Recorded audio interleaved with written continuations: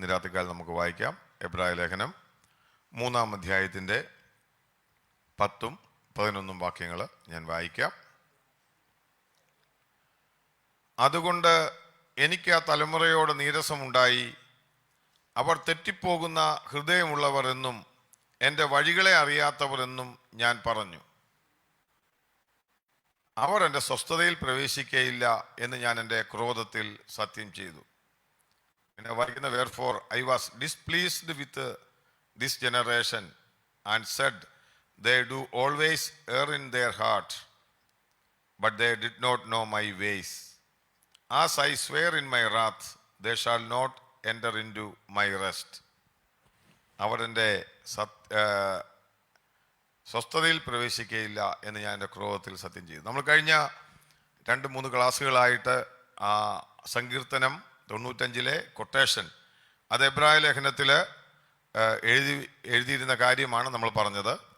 എബ്രായ ലേഖനം ഞാൻ ചോദിച്ചുകൊണ്ട് ഹീബ്രൂസ് ചാപ്റ്റർ 3 എബ്രായ ലേഖനം 3-ാം അധ്യായത്തിൻ്റെ 10-ഉം 11-ഉം വാക്യങ്ങളാണ്. Hebrews chapter 3 verse 10 and 11. നമ്മൾ കഴിഞ്ഞ ക്ലാസ്സിൽ കണ്ടത് അതിന് തൊട്ട് മുമ്പ് 2 വേദഭാഗങ്ങളിൽ കൂടെ നമ്മൾ ഹൃദയം കഠിനമാക്കുന്നതിനെ പറ്റി പഠിക്കുവാൻ ദൈവത്തിൻ്റെ ആത്മാവ് നമ്മളെ ഇടയാക്കി. ഒന്ന് നമ്മൾ കണ്ടായിരുന്നു എങ്ങനെയാണ് ജാതീയ രാജാവായ ഫറവോൻ തൻ്റെ ഹൃദയത്തെ കഠിനമാക്കിയത്. ദൈവം എങ്ങനെ അവൻ്റെ ഹൃദയത്തെ കഠിനമാക്കുന്നതിന് വേണ്ടി ദൈവം അവൻ്റെ ഹൃദയത്തെ കഠിനമാക്കി. ഈ 2 കാര്യങ്ങൾ നമ്മൾ കണ്ടു. അവൻ സ്വന്തമായി തൻ്റെ ഹൃദയത്തെ കഠിനമാക്കി. ദൈവം പറഞ്ഞ വാക്കുകൾക്ക് ചെവി കൊടുക്കാതെ വന്നതുകൊണ്ട് നമ്മൾ കണ്ടു.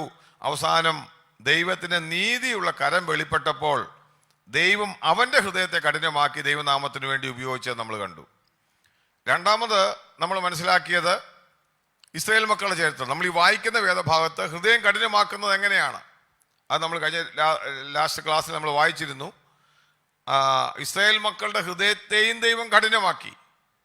കാരണം അതിൻ്റെ അർത്ഥം നാം ഹൃദയം കഠിനമാക്കിയാൽ ദൈവം നമ്മുടെ ഹൃദയം കഠിനമാക്കാം. അത് വിശ്വാസിയെന്നോ അവിശ്വാസിയെന്നോ വിഷയമില്ല. അതായത് ദൈവത്തിൻ്റെ വാക്കിന് ചെവി കൊടുക്കാതെ ദൈവത്തിൻ്റെ ശബ്ദം കേട്ടിട്ടും അതിനെ അനുസരിക്കാതെ മുമ്പോട്ട് പോകുന്ന ഒരു വ്യക്തിയെ സംബന്ധിച്ച് ഗോഡ് ഹാസ് ദ റൈറ്റ്. ദൈവത്തിന് നീതിപ്രകാരം ഒരു കാര്യമുള്ളത് ദൈവത്തിന് നമ്മുടെ ഹൃദയം കഠിനമാക്കാം. പക്ഷേ ദൈവം അവർക്ക് ആമിക്കബിൾ ടൈം കൊടുക്കും, റീസണബിൾ ടൈം കൊടുക്കും. എന്തിനാണെന്ന് ചോദിച്ചു കഴിഞ്ഞാൽ അവൻ ദൈവത്തെ അനുസരിക്കുന്നോ ദൈവത്തെ അനുസരിക്കുന്നില്ലയോ എന്നറിയുന്നതിന് വേണ്ടി. അതിനുശേഷമാണ് ദൈവം ചെയ്യുന്നത്. നമ്മൾ ഈ ആവർത്തന പുസ്തകം നമ്മൾ വായിച്ചായിരുന്നു വാക്യം. ആവർത്തന പുസ്തകം 29-ാം അധ്യായത്തിൻ്റെ എടുക്കേണ്ട വാക്യം 2-ാം വാക്യം നമ്മൾ കഴിഞ്ഞ 2-3 വാക്യം കഴിഞ്ഞ ക്ലാസ്സിൽ നമ്മൾ വായിച്ചായിരുന്നു.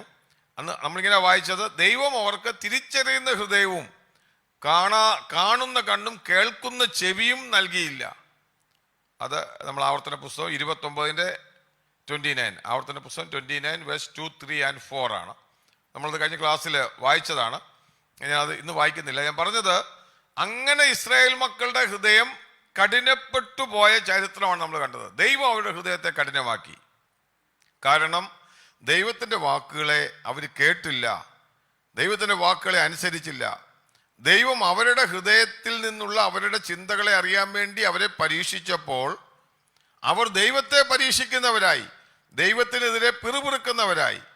ഞാൻ പറഞ്ഞിരുന്നു നമുക്ക് പഠിക്കുവാനുള്ള അതിൻ്റെ അകത്തെ പാഠം എന്തെന്ന് ചോദിച്ചു കഴിഞ്ഞാൽ ദൈവമക്കളായ നമ്മുടെ ജീവിതത്തിലും ഒരു കാര്യം മനസ്സിലാക്കണം. ദൈവത്തിൻ്റെ ആത്മാവ് നമ്മോട് സംസാരിക്കുമ്പോൾ നമ്മൾ ഹൃദയം കഠിനമായി ദൈവത്തെ തള്ളിക്കളയുന്നവരായി മാറരുത്.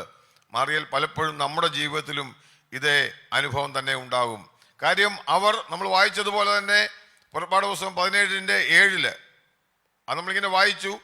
അവർ യഹോവ ഞങ്ങളുടെ ഇടയിൽ ഉണ്ടോ ഇല്ലയോ എന്ന് അവർ യഹോവയെ പരീക്ഷിച്ചു എന്ന് നമ്മൾ വായിക്കുവാനിടയായി. പലപ്പോഴും നമ്മുടെ ജീവിതത്തിലും പ്രതിസന്ധികളും പ്രശ്നങ്ങളും ദൈവം അനുവദിക്കുമ്പോൾ നമ്മൾ പലപ്പോഴും അതിനെതിരെ ദൈവത്തെ കുറ്റപ്പെടുത്തും. ചിലപ്പോൾ കഷ്ടതകൾ വരാം, പ്രയാസങ്ങൾ വരാം, പ്രതിസന്ധികൾ വരാം, വഴി അടഞ്ഞെന്നിരിക്കാം. ഒരു ദൈവമകനെ സംബന്ധിച്ച്, ക്രിസ്തുവിൽ വിശ്വസിക്കുന്ന ഒരു വ്യക്തിയെ സംബന്ധിച്ച് അവൻ്റെ ഹൃദയത്തിൽ ഒരു കാര്യമുണ്ട്: ദൈവം എന്നോട് കൂടെയുണ്ട്, എൻ്റെ കർത്താവിനെ നടത്തും എന്നുള്ള ബോധ്യമുണ്ടെങ്കിൽ അവൻ ദൈവത്തെ പരീക്ഷിക്കുന്നവനാകാതിരിപ്പാൻ തക്കവണ്ണം അവൻ നോക്കും. കഴിഞ്ഞ ദിവസം ക്ലാസ് കഴിഞ്ഞപ്പോൾ ചില ആൾക്കാർ ചോദിച്ചു, നമ്മളൊക്കെ ഇങ്ങനെ ഇടയ്ക്കിടയ്ക്ക് ഇങ്ങനെ വീണു പോകുന്നവരാ, അതുകൊണ്ട് ഇവരെ പോലെ നമ്മൾ ആകുമെന്ന് ചോദിച്ചു. ഞാൻ പറഞ്ഞ ഉത്തരം കൊടുത്തത്, നമ്മളും ഒക്കെ ചിലപ്പോൾ വീണു പോകാം, എന്നാൽ വീണു പോയിട്ട് നമ്മൾ തിരികെ വരുന്നവരാണ്. എന്നാൽ ഈ ജനത്തെ സംബന്ധിച്ച് നോക്കിക്കഴിഞ്ഞാൽ അവര് വീണ് തെറ്റ് മനസ്സിലാക്കിയിട്ടും വീണ്ടും അവർ ദൈവത്തിന്റെ മുമ്പില് അതേ സമയത്ത് തന്നെ കഠിന ഹൃദയം കാണിക്കുന്നത് കാണാൻ സാധിക്കും. നമുക്ക് ഒരു വാക്യം എടുക്കാം. നമുക്ക് അവിടെ സംഖ്യാപുസ്തകം നമ്പേഴ്സ്, അവിടെ ദൈവം ഉള്ളൊരു വ്യക്തമായിട്ട് പറഞ്ഞിട്ട് ഒരു അടുത്ത നിമിഷം ഒരു വീണ്ടും ഹൃദയം കഠിനമാക്കുന്നത് കാണാൻ പറ്റും. സംഖ്യാപുസ്തകം അതിൻ്റെ 14-ാം അധ്യായം ഞാൻ എടുത്തോട്ടെ. നമ്പേഴ്സ് ചാപ്റ്റർ 14, സംഖ്യാപുസ്തകം 14-ാം അധ്യായം. 14-ാം അധ്യായത്തിൽ നമ്മൾ കുറേയേറെ വായിച്ച വേദഭാഗമാണ്. അതിൻ്റെ അവസാന ഭാഗത്തൊക്കെ നമ്മൾ വായിക്കുമ്പോൾ ഇങ്ങനെ കാണുന്നുണ്ട്, ദൈവം അവരോട് സംസാരിക്കുന്ന ചില കാര്യങ്ങളാണ്. 14-ാം അധ്യായത്തിൻ്റെ സംഖ്യാപുസ്തകം 14-ാം അധ്യായം അതിൻ്റെ 33 മുതലുള്ള വാക്യങ്ങളിൽ വായിക്കുമ്പോൾ ദൈവം അവരോട് കോപിച്ചവരോട് സംസാരിക്കുകയാണ്. നിങ്ങളുടെ ശവം മരുഭൂമിയിൽ ഒടുങ്ങും വരെ നിങ്ങളുടെ മക്കൾ മരുഭൂമിയിൽ 40 സംവത്സരം ഇടയരായി സഞ്ചരിച്ച് നിങ്ങളുടെ അവിശ്വസ്തതയുടെ ഫലം അനുഭവിക്കും. ദേശം ഒറ്റുനോക്കിയ 40 ദിവസത്തിനൊത്തവണ്ണം 40 സംവത്സരം അവര് ദൈവത്തിന്റെ അകൽച്ചകളെ അറിയുമെന്ന് പറഞ്ഞ് താഴോട്ട് പറഞ്ഞു വരുമ്പോൾ പെട്ടെന്ന് എന്ത് ചെയ്യുന്നറിയാവോ? അതിൻ്റെ 36-ാം വാക്യത്തിൽ വായിക്കുമ്പോൾ 36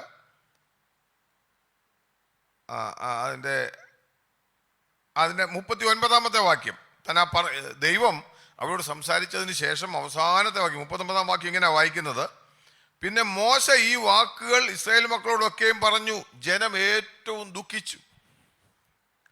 ഈ കാര്യങ്ങളെല്ലാം കേട്ടോ മനസ്സിലായി. 40 വർഷം ഇനി മരുഭൂമിയിൽ ഉഴന്ന് സഞ്ചരിക്കണമെന്നുള്ള വാക്ക് കേട്ടപ്പോൾ അവരേറ്റവും ദുഃഖിച്ചു. നമ്മൾ ഈ ദുഃഖിച്ചു എന്നുള്ള വാക്ക് കേൾക്കുമ്പോൾ എൻ്റെ അച്ഛ അങ്ങനെയാണ്, പിന്നെ അവര് നല്ല മനസ്സൊക്കെ ആവും, ഒരു കരച്ചിലൊക്കെ വന്നില്ല. ചിലരുടെ മാനസാന്തരം ഇങ്ങനെ ഇതുപോലെ പെട്ടെന്ന് അവർ ദുഃഖിച്ചു. അടുത്ത വാക്യം എന്താ വായിക്കുന്നറിയാമോ? ദുഃഖിച്ചെങ്കിൽ ഇങ്ങനെ പറ്റില്ലോ എന്നോർത്ത് അവർ മാനസാന്തരപ്പെട്ട് തിരികെ വരിക എന്നുള്ള സാവകാശം ദൈവം അവർക്ക് കൊടുത്ത് അവരങ്ങനെ ഉഴലുമെന്ന് പറഞ്ഞെങ്കിലും പലപ്പോഴും നമുക്ക് കാണാൻ സാധിക്കും, യഥാർത്ഥത്തിൽ മാനസാന്തരപ്പെട്ടു വന്നാൽ ദൈവം പലപ്പോഴും അവരുടെ മുമ്പിൽ വരുന്ന സാഹചര്യങ്ങളെ മാറ്റിക്കൊടുക്കുന്നത് കാണുന്നുണ്ട്. നമുക്കറിയാം യോനയുടെ ചരിത്രം നമുക്കറിയാം. നമ്മൾ അതുപോലെ തന്നെ ഇതേ പുസ്തകം തന്നെ 12-ാം അധ്യായത്തിൽ കാളക്കുട്ടികളെ ഉണ്ടാക്കി വന്നപ്പോൾ ദൈവം മൊത്തം ജനത്തെ നശിപ്പിക്കുമെന്ന് പറഞ്ഞെങ്കിലും ദൈവം അങ്ങനെ നശിപ്പിക്കാതെ മോശ അവർക്ക് വേണ്ടി മധ്യസ്ഥത വഹിച്ചപ്പോൾ നിന്ന് നമ്മൾ കാണുന്നുണ്ട്. അതായത് ഞാൻ പറഞ്ഞതിന്റെ ചുരുക്കം, ദൈവം അങ്ങനെ താൻ പറഞ്ഞ കാര്യങ്ങളെ ദൈവം മാനസാന്തരപ്പെടുന്നത് കാണുമ്പോൾ മാറ്റുന്നത് നമ്മൾ കാണുന്നുണ്ട്. എന്നാൽ ഇവിടെ എന്ത് ചെയ്തു? ഇവര് ദുഃഖിച്ചു, പക്ഷെ ഇത് യഥാർത്ഥ മാനസാന്തരമല്ലായിരുന്നു. അടുത്ത വാക്യം, അതിന്റെ 40-ാം വാക്യം വായിക്കുന്നത്, ഇത് ദുഃഖിച്ചു പിറ്റേ ദിവസം, അങ്ങനെ വാക്യം എഴുതിയിരിക്കുന്നത്, പിറ്റേന്ന് അവർ അതികാലത്ത് എഴുന്നേറ്റു, ഇതാ യഹോവ ഞങ്ങൾക്ക് വാഗ്ദാനം ചെയ്തിരിക്കുന്ന സ്ഥലത്തേക്ക് ഞങ്ങൾ പോകുന്നു, ഞങ്ങൾ പാപം ചെയ്തു പോയി എന്ന് പറഞ്ഞ് മലമുകളിൽ കയറി. ഇവരെന്ത് ചെയ്യുന്നറിയാവോ? പിറ്റേ ദിവസം രാവിലെ എഴുന്നേറ്റിട്ട്, അയ്യോ കാര്യം ഞങ്ങൾക്ക് ഇങ്ങനെയൊക്കെ പറ്റിപ്പോയേ പറഞ്ഞ്, നിങ്ങൾ അങ്ങോട്ട് പോകല്, നിങ്ങൾ ശരിയാകത്തില്ല, നിങ്ങൾ കാണിച്ച അവിശ്വസ്തതയ്ക്ക് പകരമായിട്ട് നിങ്ങൾ അനുഭവിക്കുമെന്നൊക്കെ പറഞ്ഞു. ഉടനെ അടുത്ത മോശ എന്താ പറഞ്ഞെന്നറിയാവോ? 41-ാം വാക്യത്തില്, അപ്പോൾ മോശ, നിങ്ങൾ എന്തിന് യഹോവയുടെ കൽപ്പന ലംഘിക്കുന്നു? അത് സാധ്യമാകയില്ല. ശത്രുക്കളാൽ തോൽക്കാതിരിക്കേണ്ടതിന് നിങ്ങൾ കയറരുത്. യഹോവ നിങ്ങളുടെ മധ്യേയില്ല. അമാലേക്യരും കനാന്യരും അവിടെ നിങ്ങളുടെ മുമ്പിലുണ്ട്. നിങ്ങൾ വാളാൽ വീഴും. നിങ്ങൾ യഹോവയെ വിട്ട് പിന്തിരിഞ്ഞിരിക്കൊണ്ട് യഹോവ നിങ്ങളോട് കൂടെ ഉണ്ടായിരിക്കയില്ല എന്ന് പറഞ്ഞു. എന്നിട്ടും അവർ ധാർഷ്ട്യം പൂണ്ട് മലമുകളിൽ കയറി. യഹോവയുടെ നിയമപ്പെട്ടവും മോശയുടെ പാളയത്തിൽ നിന്ന് പുറപ്പെട്ടില്ല താനും. അപ്പോൾ മലയിൽ പാർത്തിരുന്ന അമാലേക്യരും കനാന്യരും ഇറങ്ങി വന്ന് അവരെ തോൽപ്പിച്ചു, ഹോർമ പർവ്വതം വരെ അവരെ ചെതറിച്ച് ഓടിച്ചു. ഈ ഭാഗം കാണാമല്ലോ.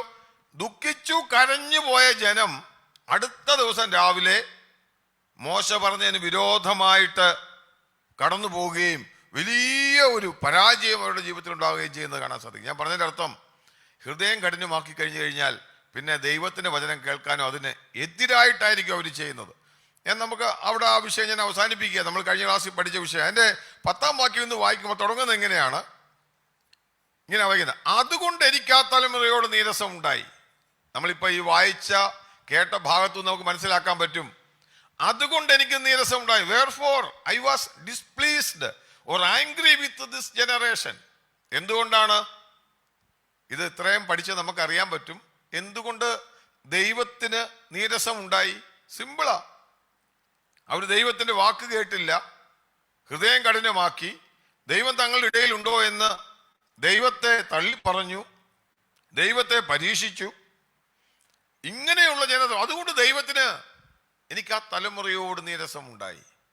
ഞാൻ ഇന്ന് രാത്രികാലം പറയാം, നമ്മൾ പലപ്പോഴും ഒരു കാര്യം മറന്നു പോകല്ല്, നമ്മുടെ ജീവിതത്തിലും ദൈവത്തിന് നമ്മളോട് നീരസം ഉണ്ടാക്കാവുന്ന സന്ദർഭങ്ങൾ ഉണ്ടാക്കരുത് നമ്മൾ. കാരണം ദൈവത്തിന്റെ വാക്കിനെ കേട്ട് തള്ളിക്കളഞ്ഞു പോകുന്നവരെ നോക്കിയിട്ട് ദൈവത്തിന്റെ ആത്മാവ് പറയുക, എനിക്ക് ആ തലമുറയോട് നീരസം ഉണ്ടായി. അത് നമ്മൾ കഥ കേട്ടിട്ട് പോകാനല്ല. നമ്മൾ 1 കൊരിന്ത്യൻസ് ചാപ്റ്റർ 10 വായിക്കുന്നത് പോലെ ബുദ്ധി ഉപദേശത്തിനായിട്ട് നമുക്ക് അന്ത്യകാലത്ത് എത്തിയിരിക്കുന്ന, നമുക്ക് എന്തിനെഴുതിയിരിക്കുന്നതാ? ബുദ്ധി ഉപദേശത്തിന് എഴുതിയിരിക്കുന്നതാ. ദൈവത്തോട് മറുത്ത് നിൽക്കരുതെന്ന് പറയുന്നതിന് വേണ്ടി. അതുകൊണ്ട് ദൈവത്തിന് എന്ത് വന്നു? ദൈവം ഡിസ്പ്ലീസായി, ദൈവത്തിന് കോപം വന്നു. ദൈവത്തിന് കോപം വന്ന് നമ്മളിപ്പം ഈ ഇവിടെ വേദഭാഗത്തൊക്കെ വായിച്ച ദൈവത്തിന് കോപം വന്നു. എങ്കിലും ദൈവത്തിന്റെ കോപം എപ്പോഴും ഒരു കാര്യം മനസ്സിലാക്കണം, ഈ നമ്മൾ പറയുന്ന പോലെ ഈ ദൈവത്തിന്റെ കോപം നമുക്ക് മാനുഷികമായി ഉണ്ടാകുന്നത് പോലെ ഈ നെഗറ്റീവായിട്ടുള്ള കോപമല്ല, എപ്പോഴും കൺസ്ട്രക്റ്റീവായിട്ട് താൻ പറയുന്ന ജനത്തോടുള്ള കോപമാണ് ദൈവത്തിൻ്റെത്. അവരെ കറക്റ്റ് ചെയ്യുവാൻ. നമ്മളൊക്കെ ഉണ്ടാകുന്ന നമ്മുടെ ജഡത്തിൻ്റെ നമ്മളെന്താ പറയുക, ജഡത്തിൻ്റെ ആ ഒരു വലിയ, അവനെ തകർക്കണമെന്നുള്ള ഒരു വലിയ ചിന്തയിലായിരിക്കും നമ്മുടെ കോപം, ക്ഷിപ്രകോപങ്ങളൊക്കെ ഉണ്ടാകുന്നത്. എന്നാൽ ദൈവം ഡിസ്പ്ലീസ്ഡായി അല്ലെങ്കിൽ നീരസം ഉണ്ടായി എന്ന് പറയുന്നത്, അയ്യോ എൻ്റെ ജനം എൻ്റെ വാക്ക് കേൾക്കുന്നില്ലല്ലോ. നമ്മൾ സങ്കീർത്തനത്തിൽ വായിക്കുമ്പോൾ അയ്യോ എൻ്റെ ജനം വാക്ക്, നമ്മൾ വേറെ സങ്കീർത്തനത്തിൽ വായിക്കും, അയ്യോ എൻ്റെ ജനം വാക്ക് കേൾക്കുകയും ഇസ്രായേൽ എൻ്റെ വാക്ക് ചെവിക്കൊള്ളുകയും ചെയ്തെങ്കിൽ കൊള്ളായിരുന്നു എന്ന് ദൈവം പറയുന്നൊരു വാക്ക് നമ്മൾ വായിക്കുന്നുണ്ട്. കാരണം ദൈവം എപ്പോഴും നമ്മളോട് നീരസം തോന്നിയാലും അല്ലെങ്കിൽ നമ്മളോട് ചില അകന്നു നിൽക്കുന്നതാണ് നമുക്ക് ഫീൽ ചെയ്താലും ദൈവത്തിൻ്റെ ഉദ്ദേശം നമ്മൾ അവനോട് അടുത്തു വന്ന് നമ്മുടെ കുറവ് മനസ്സിലാക്കി ദൈവത്തെ അറിയുന്നവരായിരിക്കണം. നമുക്കറിയാം, ഇവിടെ ചോദിക്കുകയാണ്, അതുകൊണ്ട് എനിക്ക് ആ തലമുറയോട് നീരസം ഉണ്ടായി. എത്ര നാൾ നീരസം ഉണ്ടായി? നമ്മൾ ഈ വേദഭാഗത്ത് തന്നെ വായിക്കുമ്പോൾ കണ്ടു, 40 വർഷം. നമ്മളിപ്പോൾ വേദഭാഗത്ത് വായിച്ചായിരുന്നു, 40 വർഷം എനിക്ക് ആ തലമുറയോട് നീരസം ഉണ്ടായി. ഇതേ എബ്രായ ലേഖനം 3-ാം അധ്യായത്തിന്റെ 17-ാം വാക്യത്തിൽ നമ്മൾ വായിക്കുന്നുണ്ട്, 40 വർഷം എനിക്ക് ആ തലമുറയോട് നീരസം ഉണ്ടായി. അതായത് 40 ദിവസം ഇവര് ദൈവത്തെ പരീക്ഷിച്ചു. ദൈവത്തിന്റെ ദിവസത്തെ പരീക്ഷ എന്ന് വെച്ച് കഴിഞ്ഞാൽ കനാനിൽ പോയി ദൈവത്തിന്റെ വാഗ്ദത്തം ശരിയാണോ എന്ന് അറിയുന്നതിന് വേണ്ടി 40 ദിവസം ഒരു ഒറ്റി നോക്കുവാൻ വേണ്ടി നടന്നു. ആ 40 ദിവസത്തിന് പകരമായിട്ട് 40 വർഷം നമ്മളിവിടെ വായിക്കുകയാണ്, ദൈവത്തിന് അവരോട് നീരസമുണ്ടായി, ക്രുദ്ധിച്ചു എന്ന് വായിക്കുന്നുണ്ട്. ഞാൻ ഒരിക്കലും ദൈവദാസൻ പറഞ്ഞ പോലെ ഫൈനലി ദൈവം ഇങ്ങനെ പറഞ്ഞു, ഞാൻ ഇവരെ കൊണ്ട് മടുത്തു. Because of this people I am tired, I have had enough. എനിക്കെല്ലാം ആവശ്യത്തിനായി, ഇനി ഈ ജനത്തെ കൊണ്ട് എനിക്ക് പറ്റത്തില്ല. ഈ ജനത്തെ നോക്കിയിട്ടാണ് നമ്മൾ വായിക്കുന്നത്. പരിശുദ്ധാത്മാവ് പറയുന്ന വാക്കാണ് അടുത്ത സെന്റൻസ് നമ്മൾ വായിക്കുന്നത്. എന്താണെന്നറിയാമോ? എനിക്ക് ആ തലമുറയോട് നീരസം ഉണ്ടായി ദൈവം പറയുമ്പോൾ അവരെപ്പറ്റി ദൈവം പറയുകയാണ്, അവർ തെറ്റിപ്പോകുന്ന ഹൃദയമുള്ള ഒരു ജനം. നിങ്ങൾ ആ വാക്യം ഒന്ന് വായിക്കുക. അടുത്ത 10-ാം വാക്യം നമ്മൾ വായിച്ചുകൊണ്ടിരുന്ന 3-ാം അധ്യായത്തിന്റെ 10-ാം വാക്യത്തിന്റെ 2-ാം ഭാഗത്തിങ്ങനെയാണ് വായിക്കുന്നത്, അവർ എപ്പോഴും തെറ്റിപ്പോകുന്ന ഹൃദയമുള്ളവരെന്നും എൻ്റെ വഴികളെ അറിയാത്തവരെന്നും പറഞ്ഞു. ആരെ പറ്റിയാ പറയുന്നേ? അപ്പോൾ തെറ്റിപ്പോകുന്ന ഹൃദയമുള്ള ജനത്തിന്റെ പ്രത്യേകത എന്താണെന്ന് നമുക്കിവിടെ കാണാൻ പറ്റും. അവരോട് ദൈവത്തിന് നീരസമുണ്ട്. നമുക്ക് ഈ ജനത്തിന്റെ പ്രത്യേകത കാണുന്നുണ്ട്. നമുക്കറിയാം, നമ്മളിപ്പോൾ പഠിച്ചതാ. ഈ ജനത്തിന്റെ പ്രത്യേകത എന്തോ? ദൈവം ഇടയിലുണ്ടോ? ഒരു പ്രശ്നം വന്നാൽ ഉടനെ ദൈവത്തെ ടെസ്റ്റ് ചെയ്യും. ടെസ്റ്റ് ചെയ്തിട്ട് ദൈവത്തോട് മറുതലിക്കും, ദൈവത്തിന്റെ ഹിതത്തിന് വിരോധമായിട്ട് പ്രവർത്തിക്കും. ടെസ്റ്റ് ആൻഡ് ട്രയൽസ് ജീവിതത്തിൽ വരുന്നവർക്ക് അംഗീകരിക്കാൻ പറ്റത്തില്ല. അല്ലെങ്കിൽ ചുരുക്കത്തിൽ പറഞ്ഞു കഴിഞ്ഞാൽ, നമ്മൾ ഈ പറഞ്ഞ പോലെ തെറ്റിപ്പോകുന്ന ഹൃദയമുള്ള ജനത്തിന്റെ പ്രത്യേകത, ദേ ഓൾവേസ് വാണ്ട് മിറക്കിൾസ്. എപ്പോഴും എന്ത് വേണം?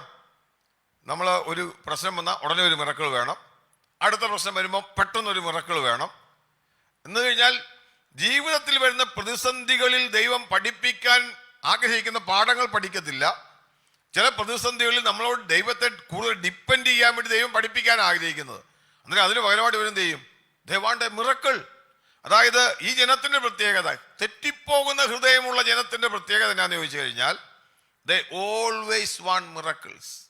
എപ്പോഴും അത്ഭുതത്തിന് പുറകെ നടക്കുന്ന, ഞാൻ പറഞ്ഞ ചിലപ്പോൾ രോഗശാന്തികൾക്ക് മാത്രം പുറകെ നടക്കുന്ന, പ്രവചനത്തിന് മാത്രം പുറകെ നടക്കുന്ന, ഇങ്ങനെ നടക്കുന്ന ഒരു ജനമാണ്. അവരുടെ പ്രത്യേകത തെറ്റിപ്പോകുന്ന ഹൃദയമുള്ള ഒരു ജനമാണ്.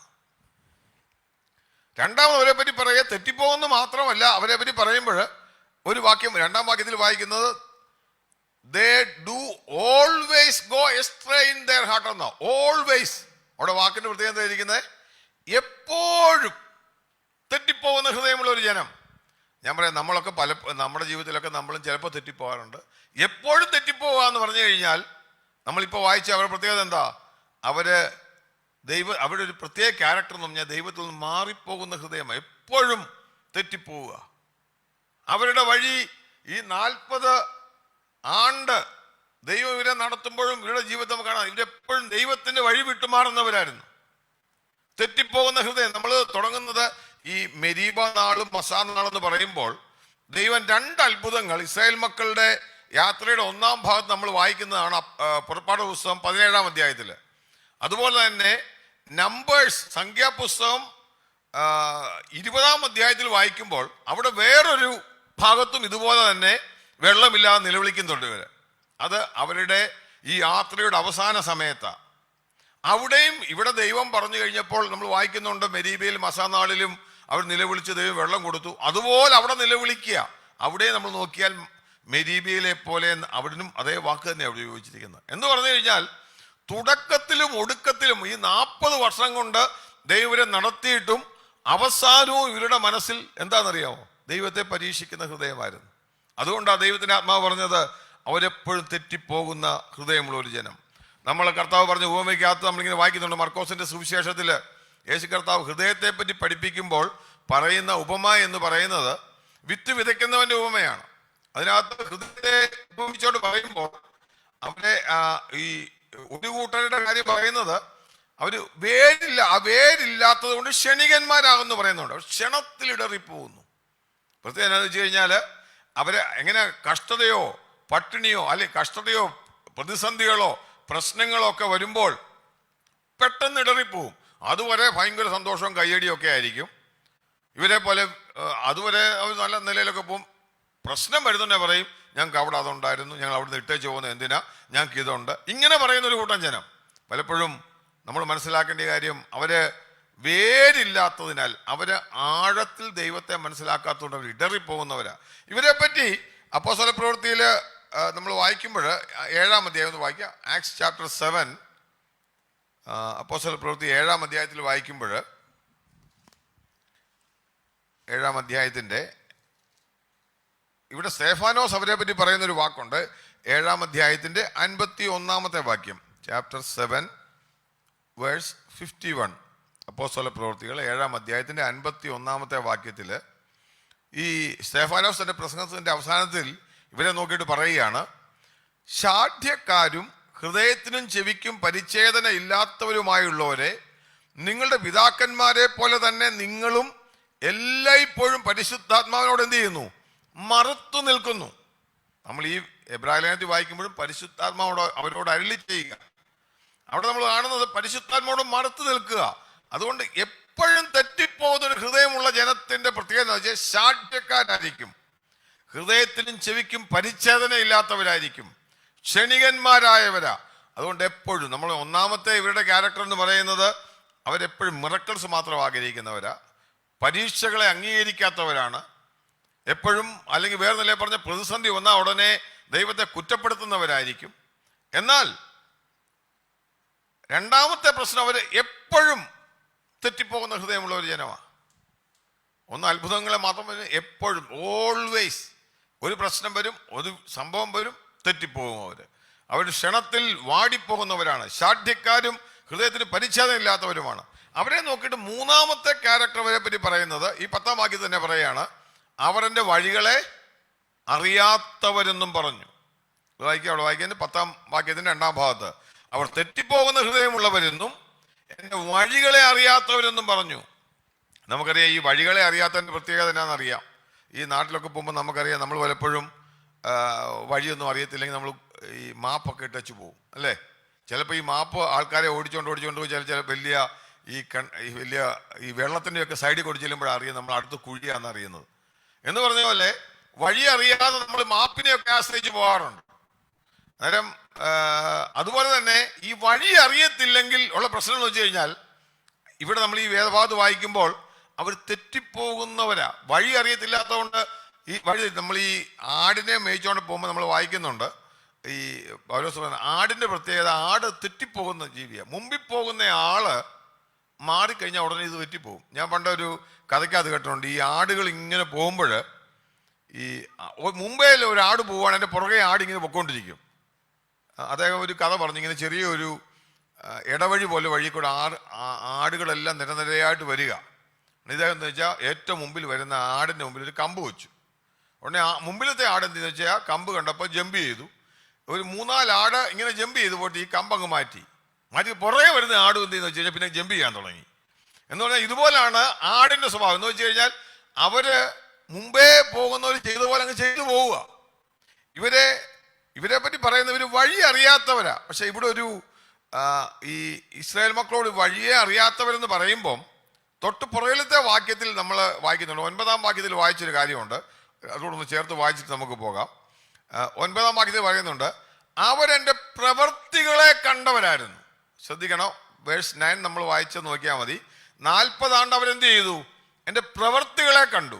10-ാം വാക്യത്തിൽ പറയുക, പ്രവൃത്തികളെ കണ്ടെങ്കിലും അവരെൻ്റെ വഴികളെ അറിയാത്തവരെന്ന് പറഞ്ഞു. നമ്മൾ 103-ാം സങ്കീർത്തനത്തിൽ അവരുടെ കൂടെ ഉണ്ടായിരുന്ന മോശയെ പറ്റി ഒരു വാക്യം പറയുന്നുണ്ട്, വായിക്കാം. 103-ാം സങ്കീർത്തനത്തിൽ നമുക്ക് വളരെ പരിചയമുള്ള വേദഭാഗമാണ്. 103-ാം സങ്കീർത്തനത്തിൻ്റെ 7-ാം വാക്യം, സാംസ് നമ്പർ 103, അതിൻ്റെ 7-ാം വാക്യം എല്ലാവർക്കും എടുക്കാം. അവിടെ ദൈവത്തിൻ്റെ ആത്മാവ് ഇതേ ഭാഗം വിശദീകരിച്ച് പറയുന്ന കാണാൻ സാധിക്കും. 103-7 ഞാൻ വായിക്കാം. ഇങ്ങനെ വായിക്കുന്നത്, അവൻ തൻ്റെ വഴികളെ മോശയെയും തൻ്റെ പ്രവൃത്തികളെ ഇസ്രായേൽ മക്കളെയും അറിയിച്ചു. ശ്രദ്ധിക്കുക, ഇവിടെ ഈ 2 കാര്യം പറയുന്നുണ്ട്. എന്തൊക്കെയാണ്? തൻ്റെ വഴിയെ ആരെ അറിയിച്ചു? മോശയെ. ഇസ്രായേൽ മക്കളെ എന്ത് കാണിച്ചു? തൻ്റെ പ്രവൃത്തികളെ ഇസ്രായേൽ മക്കളെയും അറിയിച്ചു. കാരണം അറിയിക്കാത്തത് കൊണ്ടല്ല, ഇസ്രായേൽ മക്കൾ നമ്മളിപ്പോൾ ഈ ഭാഗത്ത് വായിക്കുമ്പോൾ എന്നാണെന്നറിയാമോ, അവര് വഴികളെ പഠിപ്പിച്ചിട്ടും വഴികളെ അറിയാത്തവരായിരുന്നുകൊണ്ട് അവരെപ്പോഴും ദൈവത്തിന്റെ പ്രവൃത്തിയെ നോക്കി നടന്നവരായിരുന്നു. എന്നാൽ മോശയ്ക്ക് എന്താ അറിയാമായിരുന്നു? നമ്മൾ വായിച്ച വാക്യത്തില് മോശയ്ക്ക് ദൈവത്തിന്റെ പ്രവൃത്തി അറിയാമായിരുന്നു. മോശയ്ക്ക് തന്റെ വഴികളെ അറിയാമായിരുന്നു. നമ്മളങ്ങനല്ലേ വായിച്ചേ? മോശയ്ക്ക് തന്റെ വഴിയെ അറിയാം, ഇസ്രായേൽ മക്കൾക്ക് തന്റെ പ്രവൃത്തിയും മാത്രമേ. ചില ആൾക്കാർ ജീവിതത്തിൽ പ്രവർത്തികൾ കണ്ടെങ്കിൽ മാത്രമേ ദൈവം തങ്ങളോട് കൂടെ ഉണ്ടെന്ന് വിചാരിക്കത്തുള്ളൂ. ദൈവത്തിന്റെ വഴികളെ അറിയാത്തവരാ. എന്നാൽ മോശയെ സംബന്ധിച്ച് മോശയ്ക്ക് ദൈവത്തിന്റെ വഴികളെ വ്യക്തമായിട്ട് അറിയാമായിരുന്നത് കൊണ്ട് മിറക്കിൾസ് കണ്ടില്ലെങ്കിലും ദൈവത്തെങ്കിൽ വിശ്വസിക്കുന്നതിനുള്ള ഉറപ്പുണ്ടായിരുന്നു. അതുകൊണ്ടാണ് മോശ എപ്പോഴും പറഞ്ഞത്, കർത്താവേ, നിന്റെ സാന്നിധ്യം കൂടെ പോരുന്നില്ലെങ്കിൽ, ദൈവത്തിന്റെ വഴി അറിയാവുന്നവന്റെ പ്രത്യേകത ദൈവം കൂടെ ഉണ്ടെന്നുണ്ടെങ്കിൽ മിറക്കിൾസ് അല്ല വിഷയം, ദൈവം അവനെ നടത്തുമെന്നുള്ള വിഷയമുണ്ട്. എന്നാൽ ഈ ദൈവത്തിന്റെ വഴിയെ മനസ്സിലാക്കാതിരുന്ന ഇസ്രായേൽ മക്കൾ എപ്പോഴും പ്രവൃത്തി കാണുന്നവരായിരുന്നു. ഞാൻ പറഞ്ഞ ചുരുക്കം, നമുക്ക് നമ്മുടെ ജീവിതത്തിൽ എപ്പോഴും മനസ്സിലാക്കേണ്ട കാര്യം, ഒരു കൂട്ടം ദൈവത്തിന്റെ പ്രവൃത്തികളെ മാത്രം നോക്കിക്കൊണ്ട് നടക്കുമ്പോൾ, ദൈവത്തിന്റെ വഴി അറിയാവുന്ന ഒരു വ്യക്തിയെ സംബന്ധിച്ച് ഒരു മിറക്കിൾ നടന്നില്ലെങ്കിലും, ഒരു പ്രശ്നം മുമ്പിലുണ്ടെങ്കിലും, ഒരു വഴി അടഞ്ഞു പോയാലും, നമ്മളറിയാം, നമ്മൾ സാറിന് പറയും, അച്ഛാ ഈ വഴി എന്ന് പറയുമ്പോൾ തന്നെ നമുക്കറിയാം ഒരു വിഷയത്തിനകത്തുനിന്ന് ഒരു പരിഹാരമാണ് നമ്മുടെ വഴി എന്ന് പറയുന്നത്. ചിലപ്പോൾ വഴി അടഞ്ഞിരിക്കുകയാണെങ്കിലും നമുക്കൊരു കാര്യം അറിയാം, അതിനപ്പുറത്ത് ദൈവം എൻ്റെ കൂടെ ഉണ്ട്, അതിനപ്പുറത്ത് ദൈവം എനിക്കൊരു പരിഹാരം ഉണ്ടാക്കുമെന്ന് അവർക്ക് ബോധ്യം വരും. ഞാൻ പറഞ്ഞു, നമ്മളെപ്പറ്റി ദൈവം ആഗ്രഹിക്കുന്ന സിമ്പിളായിട്ടുള്ള കാര്യം, നമ്മൾ ദൈവത്തിൻ്റെ വഴികളെ അറിയുന്നവരാകണം. ക്രിസ്തീയ ജീവിതത്തിൽ വർഷങ്ങൾ നമ്മളായിട്ടും പലപ്പോഴും ഇപ്പോഴും ഒരു വിഷയത്തിൻ്റെ മുമ്പിൽ നമ്മൾ പലപ്പോഴും നമ്മളെ തന്നെ നോക്കിയിട്ട് ക്ഷണത്തിൽ ഈ മാറിപ്പോകുന്ന ജനത്തെ പോലെ, ക്ഷണത്തിൽ ഹൃദയം കഠിനമാക്കുന്ന, ഹൃദയത്തിന് പരിച്ഛേദനയില്ലാത്ത ജനത്തെ പോലെ നമ്മളുമായി പോകാറുണ്ട്. കാര്യം ദൈവത്തിൻ്റെ വഴി അറിയാത്തത് കൊണ്ടാണ്. അപ്പോൾ നമ്മുടെ ദൈവത്തിൻ്റെ ആത്മാവ് ഇന്ന് രാത്രികാലം പറയാനുള്ളത്, ആ ഒരു ജനത്തെ പോലെ ആകരുത്. ഇവിടെ ഒരു കാര്യം കൂടെ ദൈവത്തിൻ്റെ ആത്മാവ് വ്യക്തമായിട്ട് പറയുന്നത്, അവരുടെ വഴികളെ അറിയാത്തവരെന്ന് പറയുമ്പോൾ they did not know my ways. ഈ വഴികളെ അറിയാന്ന് പറയുന്നത് ഇച്ചിരി നമുക്കറിയാം. ഈ ഇപ്പോൾ ഒരു എന്തെങ്കിലും ഒരു സാധനം നമ്മൾ മേടിച്ചു കഴിഞ്ഞാൽ അത് ഉപയോഗിക്കേണ്ട വിധം നമുക്ക് നല്ലോണം അറിയാമെങ്കിലേ അതുകൊണ്ട് ഗുണമുള്ളൂ. ഇല്ലെങ്കിൽ നമ്മൾ ഈ സാധനം വെറും നമ്മുടെ കയ്യിൽ ഇരിക്കുന്നതുകൊണ്ട് യാതൊരു ഗുണവുമില്ല. ഇവിടെ ദൈവത്തിൻ്റെ വഴിയെ അറിയണം. ഞാൻ ഈ ഒരു വാക്യം പറയുന്നതിൻ്റെ അർത്ഥം, നമ്മൾ പലപ്പോഴും ഇവിടെ വഴിയെ അറിയുക എന്ന് പറയുന്നത് സാധാരണ നമ്മൾ പലരെ അറിയാമെന്ന് പറയും. ഞാൻ എപ്പോഴും പറയുന്നൊരു ഉദാഹരണമാണ്. ഇപ്പം നമ്മൾ ചോദിച്ചു കഴിഞ്ഞാൽ ട്രംപിനെ അറിയാമെന്ന് ചോദിച്ചാൽ നമ്മൾ ട്രംപിനെ അറിയാൻ വയ്യാത്തവരാരുമില്ല, ഇല്ലേ? നമ്മൾ that is A basic knowledge. ട്രംപിനെ അറിയാം. എന്താ ട്രംപിനെ അടുത്തറിയാമോ എന്ന് ചോദിച്ചു കഴിഞ്ഞാൽ അടുത്തറിയത്തില്ല. ഇപ്പം നമ്മൾ നാട്ടിലാണെങ്കിൽ ഇന്ത്യൻ പ്രധാനമന്ത്രി ആരെന്ന് ചോദിച്ചാൽ അറിയാം. അല്ലെങ്കിൽ മോദിയാന്ന് നമുക്കും അറിയാം. എന്നാൽ മോദിയെ അറിയാമോ എന്ന് ഒരാളോട് ചോദിക്കുമ്പോൾ അവൻ അറിയാമെന്ന് പറയുന്ന പോലല്ല മോദിയോട് കൂടെ താമസിക്കുന്നവരോ മോദിയോട് അടുത്തുള്ള ആളും. ഞാൻ ഒരു ഉദാഹരണത്തിന് വേണ്ടി പറഞ്ഞതാ. അതെന്ന് പറഞ്ഞു കഴിഞ്ഞാൽ ഒരു പേഴ്സണൽ റിലേഷൻഷിപ്പാ, അല്ലെങ്കിൽ ഒരു അടുത്ത ബന്ധമാണ്. ഇവിടെ പറയുന്ന കാര്യം, ഈ വാക്യത്തിൽ പറയുന്നത് അവൻ്റെ വഴികളെ അറിയുക എന്ന് പറഞ്ഞു കഴിഞ്ഞാൽ വെറുതെ ഒരു ഔട്ട്വേർഡ് നോളജ് അല്ല, വളരെ ക്ലോസ് ആയിട്ട് അറിയുന്ന കാര്യം. അതുകൊണ്ടാണ് മോശ പറഞ്ഞത്, നിന്റെ സാന്നിധ്യം എൻ്റെ കൂടെ ഇല്ലെങ്കിൽ എന്നെ വിടരുതെന്ന് പറഞ്ഞതിൻ്റെ കാര്യം അത്രയും അടുത്തറിയാവുന്നതുകൊണ്ടാണ്. കാര്യം തനിക്കൊരു കാര്യം അറിയാം, വെറുതെ എന്തെങ്കിലും ഒരു മിറക്കളല്ല, കർത്താവ് കൂടെ ഉണ്ടെങ്കിൽ, ദൈവത്തിൻ്റെ സാന്നിധ്യം കൂടെ ഉണ്ടെങ്കിൽ തനിക്കതിന് ഒരു വിടുതലുണ്ട്. ഇതിന് ഗ്രീക്കിൽ ജിനോസ്കോ എന്നാണ് ഈ വാക്കിന് പറയുന്നത്. എബ്രായ ഭാഷയിൽ യാദ എന്ന് പറയും. സങ്കീർത്തനത്തിൽ ആ വാക്കാണ് ഉപയോഗിച്ചിരിക്കുന്നത്. ഇതെന്ന് പറഞ്ഞു കഴിഞ്ഞാൽ സാധാരണ അറിവല്ല, പേഴ്സണൽ റിലേഷൻഷിപ്പാണ്. നമുക്ക് ഒരു വാക്യം വായിച്ചു കഴിഞ്ഞാൽ ഉൽപ്പത്തി പുസ്തകത്തിൽ, നിങ്ങൾ വാക്യം ഇംഗ്ലീഷുള്ളവർക്ക് ഇച്ചിവിടെ ബൈബിൾ ക്ലിയർ ആകും. ഉൽപ്പത്തി പുസ്തകം 4-ാം അധ്യായത്തിൻ്റെ 1-ാം വാക്യത്തിൽ വായിക്കുമ്പോൾ നമ്മൾ വായിക്കുന്നത്, അവിടെ മലയാളത്തിൽ ഇരിക്കുന്ന അനന്തരം മനുഷ്യൻ തൻ്റെ ഭാര്യയായ ഹവ്വയെ പരിഗ്രഹിച്ചു എന്നാണ്. ഇംഗ്ലീഷിൽ ഇരിക്കുന്നത് and the men new eve his wife എന്ന് എഴുതിയിരിക്കുന്നത്. അതേ വാക്ക് തന്നെയാണ് ഉപയോഗിച്ചിരിക്കുന്നത്. ആ ന്യൂ പരിഗ്രഹിച്ചു എന്ന് മലയാളത്തിൽ പറയുമ്പോൾ അതിൻ്റെ അർത്ഥം എന്ന് വെച്ച് കഴിഞ്ഞാൽ അവർ തമ്മിൽ ക്ലോസ് റിലേഷൻഷിപ്പ് ഉണ്ടായിരുന്നു. ഇംഗ്ലീഷിൽ അതുകൊണ്ട് ന്യൂ, ആ വാക്ക് തന്നെയാണ്, ഗിനോസ്കോ എന്നുള്ള വാക്ക് തന്നെയാണ് അറിയുക എന്ന് പറയുന്നത്. എന്ന് പറഞ്ഞാൽ അതുപോലെ തന്നെ ദൈവത്തെ അടുത്തറിയുന്ന ഒരു വ്യക്തിയായിരുന്നു മോശ. മോശയ്ക്ക് അവൻ്റെ വഴിയെ അടുത്തറിയാമായിരുന്നു. അതായത് പേഴ്സണലായിട്ട് തനിക്ക് ദൈവവുമായിട്ടൊരു ബന്ധമുണ്ടായിരുന്നു. അതുകൊണ്ട് ആ അറിവുണ്ടായിരുന്നത് കൊണ്ടാണ് ദൈവത്തിന് പിന്നെ പറയുന്നത്, ഇവരെ നോക്കിയിട്ട് ദൈവത്തിന്റെ ആത്മാവ് നമ്മൾ ഈ വായിച്ച വാക്യത്തിൽ വായിക്കുകയാണ്, അവരെൻ്റെ വഴികളെ അറിയാത്തവർ. അവർ വഴി അറിയാത്തവരെന്ന് ചോദിച്ചു കഴിഞ്ഞാൽ അവർക്ക് ഇതറിയാം, കേട്ടിട്ടുണ്ട്, ഞങ്ങളെ കനാൻ നാട്ടിലോട്ട് പോകാൻ വേണ്ടി വിളിച്ചതാ കേട്ടോ, അതറിയാം. പക്ഷെ മോശയ്ക്ക് അത് മാത്രമല്ല, അവൻ്റെ അടുത്ത് ന്യൂ ഗോഡ്, ദൈവത്തിൻ്റെ വഴികളെ അടുത്തറിയാവുന്ന ഒരു വ്യക്തിയായിരുന്നു. അതുകൊണ്ട് പ്രതിസന്ധികൾ വന്നപ്പോഴും ദൈവത്തോട് ഇവരെ തെറ്റ് ചെയ്യുമ്പോഴും ദൈവത്തിന് കർത്താവേ ഇവരെ നശിപ്പിക്കരുത് എന്ന് പറയാണ്ടൊക്കെ മോശയ്ക്ക് സാധിച്ചതിൻ്റെ കാരണം മോശയ്ക്ക് ദൈവത്തെ വളരെ അടുത്തറിയാമായിരുന്നു. ഒരു കാര്യം മനസ്സിലാക്കണം, നമ്മൾ ഈ അടുത്തറിഞ്ഞില്ലെങ്കിലുള്ള പ്രശ്നം എന്തുവാ? വഴിയെ പറ്റി കേട്ടിട്ടുണ്ടച്ചാ, വഴി അറിയാവുന്നവൻ്റെ കൂട്ടത്തിൽ പോയി കഴിഞ്ഞാൽ അവൻ കറക്റ്റ് കൊണ്ടുപോകും. വഴി ഏതോ വഴി, ഇവിടുന്ന് ഇപ്പോൾ ദുബൈക്ക് പോകണമെന്നുണ്ടെങ്കിൽ ദുബൈയിൽ നിന്ന് കേട്ടിട്ടുണ്ടച്ചാ, വണ്ടി എടുത്തങ്ങ് വിടാന്ന് പറഞ്ഞാൽ ഇതുവഴി പോകുന്നൊന്നും അറിയത്തില്ല. എന്നാൽ വഴി അറിയാവുന്നവനെ സംബന്ധിച്ച് കറക്റ്റ് വഴിയിൽ കൂടെ തക്ക സമയത്ത് നമ്മൾ ദുബൈയിലെത്തിക്കും. ഞാൻ പറഞ്ഞൊരു ഉദാഹരണം, വഴി അതുപോലെ തന്നെ നമ്മൾ ദൈവത്തെ ന്യൂ ഗോഡ്, എങ്ങനെ നമ്മൾ വായിക്കുന്ന പോലെ ആദം ഈവിനെ ന്യൂ ചെയ്തോ, പരിഗ്രഹിച്ചോ, അതുപോലെ തന്നെ ദൈവത്തെ അടുത്തറിയുന്നവരാകുവാൻ ദൈവം ആഗ്രഹിക്കുക. അതായത് ദൈവത്തിൻ്റെ വഴികൾ. ഇന്ന് രാത്രികാലം പറയാം, നമ്മളെ പറ്റിയുള്ള ദൈവത്തിൻ്റെ വഴികൾ വളരെ വ്യക്തമായിട്ട് നമുക്കറിയാം. തിന്മയ്ക്കായിട്ടുള്ളതല്ല, നന്മയ്ക്കായിട്ടുള്ളതാണെന്ന് ബോധ്യമുള്ള ഒരുവനെ സംബന്ധിച്ച് അവൻ ദൈവത്തിന്റെ പ്രവൃത്തികൾക്കല്ല മുൻതൂക്കം കൊടുക്കുന്നത്, മറിച്ച് ദൈവത്തിന്റെ വഴി തൻ്റെ ജീവിതത്തിൽ ഫുൾഫിൽ ആകുമെന്നുള്ള അടുത്തൊരറിവാണ്. ഇവര് ദൈവത്തിൻ്റെ വഴികളെ അറിയാത്തവരെന്ന് ഇവരെ പറ്റി പറയുമ്പോൾ ഞാൻ പറയാം, ഇപ്പം എനിക്കൊരു അറിവില്ലായ്മ തെറ്റാന്നോ? അറിവില്ലായ്മ തെറ്റാണോ അല്ലയോ? നമ്മൾ ലോകത്തിൽ മാത്രം നോക്കിയാൽ പോലും ഒരു കാര്യം ഞാൻ പറയാം. ഇപ്പം ഞാൻ ഇവിടുത്തെ ഒരു വൺ വേ ഉണ്ടെന്ന് വിചാരിക്കുക. നമ്മൾ ഈ റോഡിൽ കൂടെ വണ്ടി ഓടിച്ചു പോകുമ്പം ഞാൻ നേരെ വൺ വേക്കകത്തൂടെ വണ്ടി കയറ്റി ഓടിച്ചു. ഇങ്ങോട്ട് മാത്രമേ വണ്ടി വരാൻ പറ്റുള്ളൂ. ഞാൻ ഓടിച്ചുകൊണ്ട് എന്നെ പോലീസ് പിടിച്ചു. ഞാൻ തെറ്റായിട്ട് വഴിയപ്പോൾ അയ്യോ എനിക്ക് അറിയത്തില്ലായിരുന്നു, ഇങ്ങനെ ഒരു വൺ വേ ആയിരുന്നു, എനിക്ക് അറിയത്തില്ലായിരുന്നു എന്ന് പോലീസിനോട് പറഞ്ഞുകൊണ്ട് അവർ ഫൈൻ ചെയ്യാതിരിക്കുമോ? എന്നാൽ ഇഗ്നറൻസ് ഒരിക്കലും പണിഷബിൾ അല്ലാതാക്കുന്നില്ല. ഇഗ്നറൻസ് ആണ് നമുക്ക് ഈ ഫൈൻ തരുന്നതിന്റെ കാരണം. ഞാൻ ഉദാഹരണം പറഞ്ഞു ലോകപരമായിട്ട്. അതുപോലെ പാപത്തിന്റെ മൂലമായിട്ടുള്ള കാരണം എന്ന് പറഞ്ഞാൽ ഇഗ്നറൻസ്, അറിവില്ലായ്മ. ഇവര് ദൈവത്തിന്റെ വഴികളെ അറിയാത്തത് കൊണ്ട് ഇവരെന്ന് തെറ്റിപ്പോകുന്ന ഹൃദയമുള്ള ജനമായി മാറി. അതുകൊണ്ട് അവരെന്ത് സംഭവിച്ചു? അവരുടെ ശവങ്ങൾ മരുഭൂമിയിൽ വീണുപോയി. അതുകൊണ്ട് ഞാൻ പറഞ്ഞതിന് ചുരുക്കം, നമ്മൾ ഇഗ്നോറൻസ് എന്ന് പറയുന്നതാണ് ക്രിസ്ത്യൻ. ഞാൻ അറിഞ്ഞില്ല എന്ന് പറഞ്ഞ് ഒരിക്കലും ദൈവത്തിന്റെ മുമ്പിൽ ഒഴിയാൻ പറ്റത്തില്ല.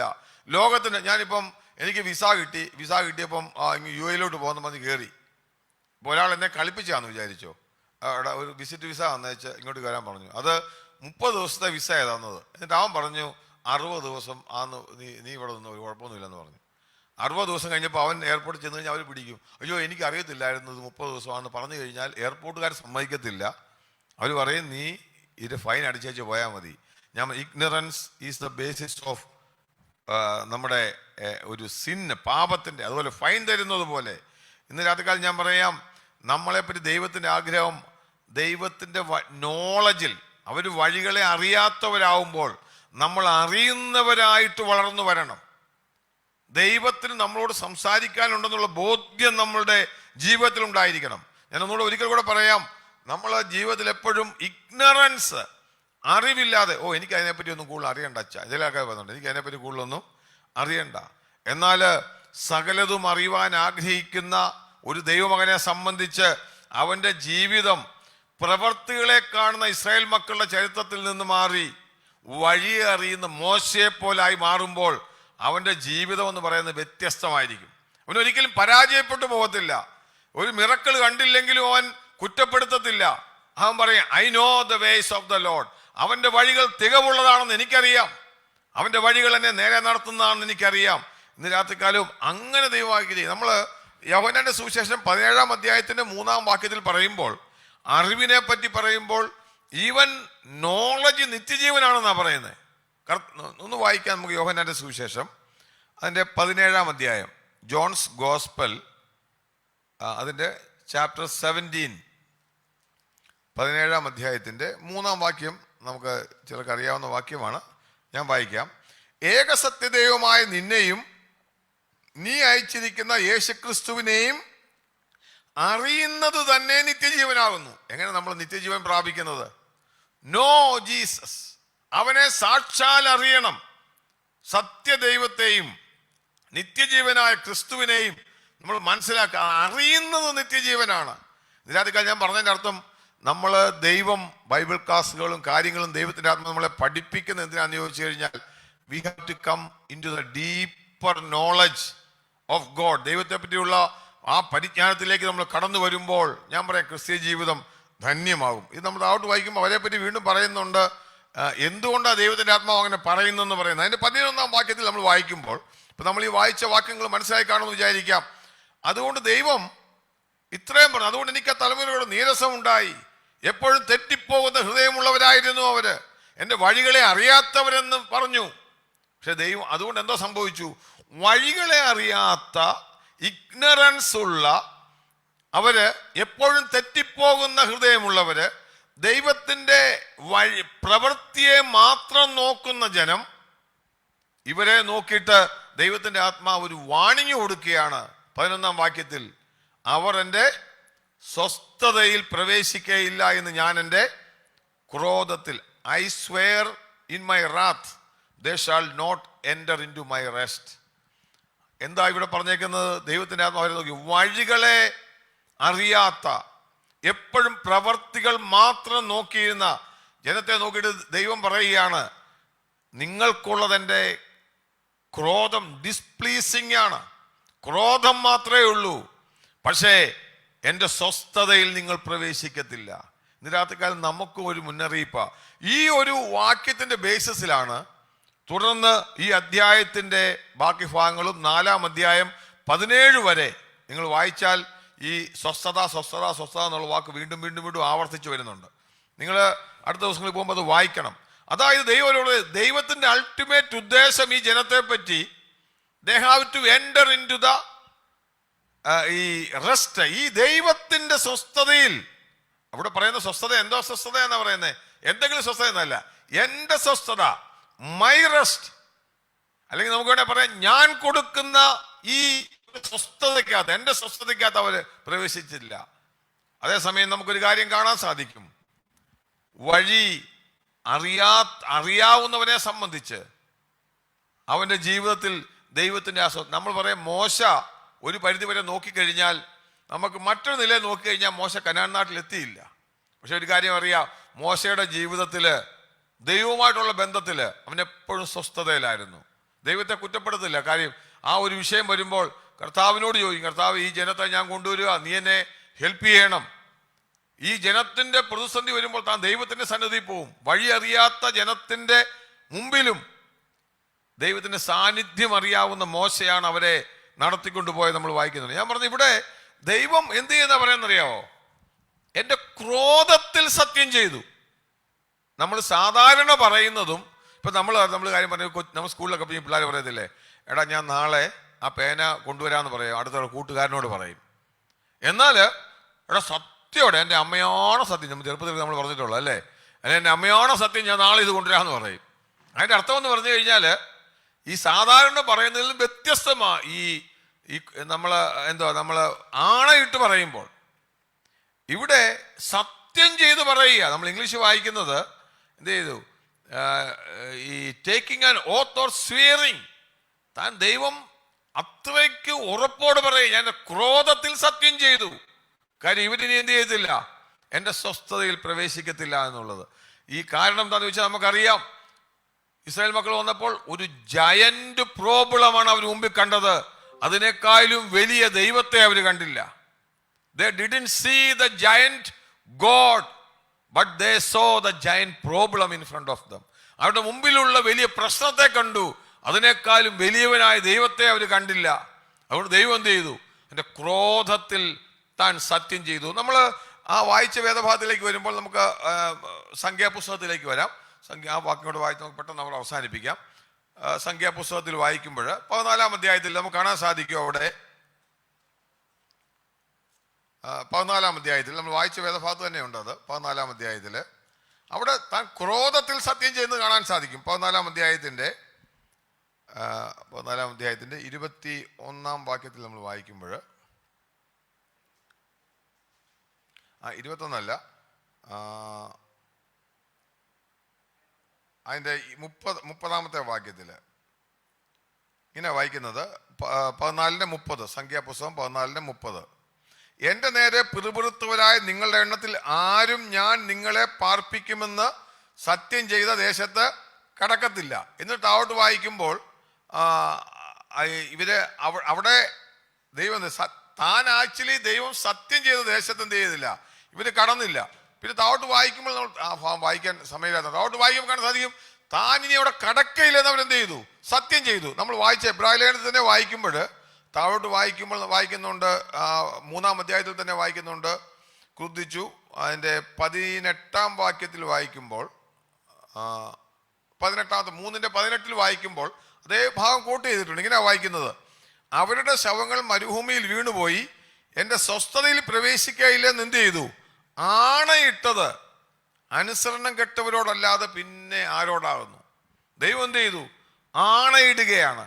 ഹീസ് ടേക്കിംഗ് ആൻ ഓത്ത്. നമുക്കറിയാം അമേരിക്കയിലൊക്കെ, നമ്മുടെ ഇവിടുത്തെ ആണ് എനിക്കറിയത്തില്ല, ഈ കോർട്ടിലൊക്കെ പോകുമ്പോൾ ബുക്കിലൊക്കെ വെച്ചിട്ട്, ബൈബിളിലും ഇതിലൊക്കെ വെച്ചിട്ട്, അമേരിക്കയിലൊക്കെയാണ് കൈ ഉയർത്തിക്കുന്ന സത്യം ചെയ്യുന്ന അവർ സിറ്റിസൺഷിപ്പൊക്കെ കിട്ടുമ്പോഴും അവിടെ കോർട്ടിൽ പോകുമ്പോഴും. ഇതുപോലെ ദൈവം നമ്മൾ ഒരു നിലത്ത് പറഞ്ഞു കഴിഞ്ഞാൽ, ദൈവം തൻ്റെ ക്രോധത്തിൽ നിന്നുകൊണ്ട് അവരോട് സത്യം ചെയ്യുക, യു വിൽ നെവർ എൻ്റർ. അതുപോലെ തന്നെ ഈ എബ്രായ ലേഖനം തന്നെ വായിക്കുമ്പോൾ ദൈവം വേറൊരു സത്യം ചെയ്യുന്നത് കാണാൻ സാധിക്കും. 6-ാം അധ്യായത്തിൽ വായിക്കുമ്പോൾ അത് പോസിറ്റീവായിട്ടുള്ള ഒരു സ്വീകരണം നമുക്ക് കാണാൻ സാധിക്കും, ഓർത്തെടുക്കുന്ന കാണാൻ സാധിക്കും. 6-ാം അധ്യായത്തിൽ വായിക്കുക. 6-ാം അധ്യായത്തിൻ്റെ 13-ാമത്തെ വാക്യം വായിക്കുന്നുണ്ട്. 6-ാം അധ്യായത്തിൻ്റെ 13-ാമത്തെ വാക്യം ഇങ്ങനെ വായിക്കുന്നത്: ദൈവം അബ്രഹാമിനോട് വാഗ്ദത്തം ചെയ്യുമ്പോൾ തന്നേക്കാൾ വലിയവനെ കൊണ്ട് സത്യം ചെയ്യുവാൻ ഇല്ലാഞ്ഞിട്ട് തന്നെ കൊണ്ട് തന്നെ എന്ത് ചെയ്തു? സത്യം ചെയ്തു. ദൈവം അവിടെ വീണ്ടും ഹീസ് കമ്മിറ്റിംഗ് ആൻ ഓത്ത്. എന്താ പറയുന്നത്? ഞാൻ അബ്രഹാമിനെ, അടുത്ത വാക്യം പറയുന്നുണ്ട്, എന്താ ചെയ്യുന്നത്? ഞാൻ നിന്നെ അനുഗ്രഹിക്കും. മറ്റെന്ത് ചെയ്യുന്നറിയാവോ? ക്രോധത്തിൽ സത്യം ചെയ്തു. ഇവര് നെഗറ്റീവ്, അവിടെ ഒരു പ്രോമിസ്, അതൊരു പ്രോമിസ് എന്ന് പറയാം. എന്താ? നെഗറ്റീവാ. നിങ്ങൾ കടക്കത്തില്ല. ഇവിടെ പറയുക ഞാൻ അബ്രഹാമിനെ അനുഗ്രഹിക്കുമെന്ന് സത്യം ചെയ്തു. അതുകൊണ്ട് അതിന്റെ 16-ാം വാക്യത്തിൽ വായിക്കുന്നുണ്ട്, മനുഷ്യർ ആണയിടുന്നത് എങ്ങനെയാണെന്ന് പറയുന്നുണ്ട്. ദൈവത്തിന് എന്ത് ചെയ്തു? ദൈവത്തെക്കാൾ വലിയവൻ ഇല്ലാത്തത് കൊണ്ട് തൻ്റെ വാക്ക് മാറാത്തതെന്ന് അറിയാൻ വേണ്ടി ദൈവം തന്നെ കൊണ്ട് തന്നെ സത്യം ചെയ്തു. ഇന്ന് രാത്രികാലം ഞാൻ പറയാം, ഇവിടെ ഒരു കാര്യം നമ്മൾ മനസ്സിലാക്കണം. ഇവിടെ ഈ പറയുന്ന സ്വസ്ഥത എന്താ ഇസ്രായേൽ മക്കൾക്ക് കൊടുത്തിരുന്നറിയാവോ? സ്വസ്ഥത എന്ന് പറയുന്നത് കനാൻ നാടെന്ന് പറയുന്ന ഒരു നാട് ദൈവം അവർക്ക് സ്വസ്ഥതയായിട്ട് കൊടുത്തു. അത് ജസ്റ്റ് ഈ ഭാഗം ഇസ്രായേൽ മക്കളുള്ള കോണ്ടെക്സ്റ്റിൽ മാത്രമാണെന്ന് പറയുന്നത്. ആവർത്തന പുസ്തകം 12-9 വാക്യത്തിൽ നമുക്ക് അടുത്ത ക്ലാസ്സിൽ അത് വായിക്കാം. 12-9 വായിക്കുമ്പോൾ ഇങ്ങനെ പറയുന്നുണ്ട്, താൻ അവർക്ക് വാഗ്ദത്തം ചെയ്ത സ്വസ്ഥതയുള്ള കനാൻ നാട്ടിലേക്ക് അവർ കയറാതെ നമ്മൾ വായിക്കുമ്പോൾ അവർ പോകുന്നത് നമ്മൾ വായിക്കുന്നുണ്ട്. ആ സ്വസ്ഥതയുള്ള സ്ഥലത്തേക്ക് അവർക്ക് പോകാൻ പറ്റിയില്ല. ഇന്ന് രാത്രികാലം ഞാൻ പറയാം, ഈ സ്വസ്ഥത ദൈവം അവർക്ക് പ്രോമിസ് ചെയ്തതാ. താൻ അതാദ്യം പറയും, താൻ സത്യം ചെയ്ത ദേശത്ത് അവർ പോയില്ല. എന്നാൽ ദൈവം തിരിച്ചെന്താ സത്യം ചെയ്യുന്നറിയാമോ? ഇവർ ഈ ദേശത്ത് കടക്കത്തില്ലെന്ന് സത്യം ചെയ്തു. ഇന്ന് രാത്രികാലം ഞാൻ ഒരു കാര്യം കൊണ്ട് നിങ്ങൾ പറയാം, ദൈവത്തിന്റെ വഴികളെ, ignorance of knowing the God's way, അത് പലപ്പോഴും നമ്മളെ പരാജയത്തിൽ കൊണ്ടെത്തിക്കും. ഇവരെ പോലെ നമ്മൾ തെറ്റിപ്പോകുന്ന ഹൃദയമുള്ള ജനമെന്ന് ദൈവം അവരെ നോക്കി മുദ്രയിടും. നമ്മൾ ആ കൂട്ടത്തിലാകരുത്. നമ്മൾ 4-ാം അധ്യായം നമ്മൾ പഠിക്കുമ്പോൾ ദൈവത്തിൻ്റെ ആത്മാവ് ഈ ഒരു സ്വസ്ഥത പറഞ്ഞിട്ട് 4-ാം അധ്യായത്തിൽ നമുക്കുള്ള സ്വസ്ഥതയെ പറ്റി പറയുക. സമയമില്ലാത്തതുകൊണ്ട് ഞാൻ അത് എടുക്കല്ല. ഇവര് ഫിസിക്കൽ ലാൻഡ്, അവിടെ ശത്രുക്കളില്ലാത്ത പാലും തേനും ഒഴുകുന്ന ദൈവിക സ്വസ്ഥത അനുഭവിക്കുന്ന ഒരു ദേശം അവർക്ക് പ്രോമിസ് ചെയ്തെങ്കിലും, അതവർക്ക് സത്യം ചെയ്തെങ്കിലും, ദൈവത്തെ വഴിയുടെ അറിയാതെ ദൈവത്തെ വിട്ട് പിന്മാറിപ്പോയ ജനം, അവരുടെ ശവങ്ങൾ മരുഭൂമിയിൽ വീണുപോയി എന്ന് നമുക്ക് കാണുവാനിടയായി. ഇന്ന് രാത്രികാലം നമുക്ക് വിശ്വാസത്തോടെ ദൈവരങ്ങളിൽ ഏൽപ്പിക്കാം. നമുക്ക് പറയാം, ഞാൻ പറഞ്ഞ പോലെ ignorance is the basis of sin. പാപത്തിൻ്റെ ബേസിസ് എന്ന് പറയുന്നത് ഇഗ്നോറൻസ് ആണ്. നമ്മൾ ആ നിലയിൽ ഒരിക്കലും ആയിത്തീരാതിരിപ്പാൻ നമുക്ക് നമ്മളെ തന്നെ ദൈവരങ്ങളിൽ ഏൽപ്പിക്കാം. മോശയെ പോലെ ദൈവത്തിൻ്റെ വഴികളെ അറിയുന്നവരെ, always try to learn the ways of the Lord. ദൈവത്തിൻ്റെ വഴികളെ മനസ്സിലാക്കുന്നവരായി നമ്മുടെ ക്രിസ്തീയ ജീവൻ നയിപ്പാൻ ദൈവം നമ്മളെ സഹായിക്കട്ടെ. ഈ വചനങ്ങളാൽ ദൈവം നമ്മളെ നടത്തട്ടെ. നമുക്കിപ്പോൾ പ്രാർത്ഥിക്കാം. അപ്പോൾ മോൻസി